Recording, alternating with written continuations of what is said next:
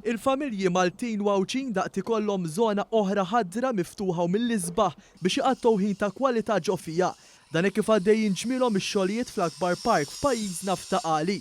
Il-koordinatur tal-proġett Micallef għal kif fil-Ġnien formali tħawlu bosta siġar u pjanti biex issa ħadera ferm isbaħ milli kien qabel. Kien ġnien li kellu bżonn ta' riabilitazzjoni kbira.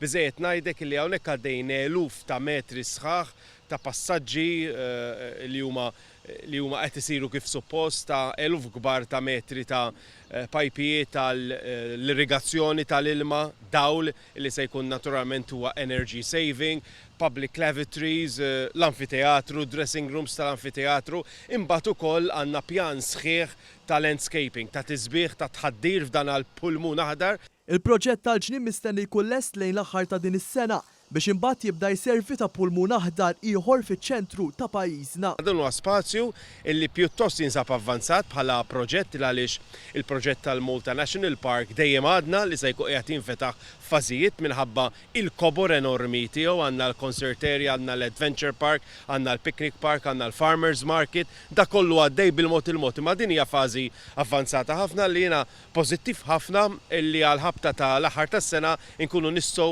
nroddu lura lill-poplu.